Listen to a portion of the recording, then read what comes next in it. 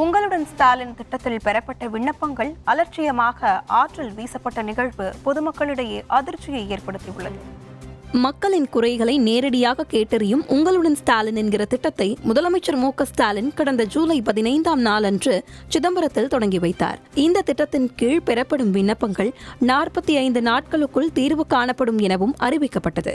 ஆனால் ஆட்சிக்கு வந்த 4 ஆண்டுகளாக எதையும் செய்யாமல் ஆட்சி முடிய ஓராண்டு மட்டுமே உள்ளபோது கவர்ச்சிகரமான திட்டங்களை மு.க.ஸ்டாலின் அறிவிப்பதாக விமர்சித்திருந்த அதிமுக பொதுச் செயலாளர் எடப்பாடி பழனிசாமி உங்களுடன் ஸ்டாலின் திட்டம் என்பது ஏமாற்று வேலை எனவும் 4 ஆண்டுகளாக எங்கு இருந்தீர்கள் எனவும் வினா எழுப்பியிருந்தார்.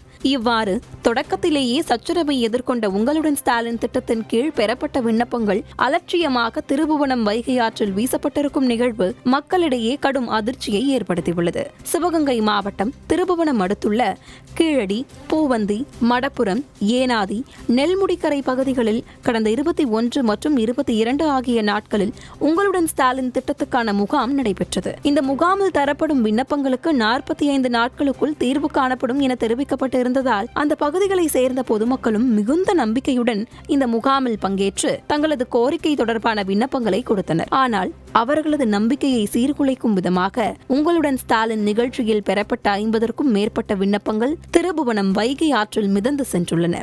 இதுகுறித்து அப்பகுதியை சேர்ந்த கார்த்திக் என்கிற இளைஞர் திருபுவனம் காவல் நிலையத்துக்கு தொடர்பு கொண்டு தகவல் தெரிவித்துள்ளார். இதனையடுத்து அங்கு விரைந்து வந்த காவல்துறையினர், கிராம நிர்வாக அலுவலர் மற்றும் தலையாரி உள்ளிட்டோர் ஆற்றில் மிதந்து சென்ற விண்ணப்பங்களை சேகரித்து எடுத்து சென்றுள்ளனர். நான் யதார்த்தமா வீட்டுல இருந்து ஆற்றுக்கு கீழே வந்தேன்.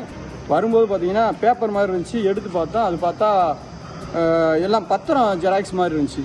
சரி, அதில் உள்ளே எடுத்து பார்த்தா உங்களோட ஸ்டாலின் திட்டம்னு ஒரு ஃபோட்டோவோட உள்ளுக்கு அதிகாரி சைனோட இருந்துச்சு.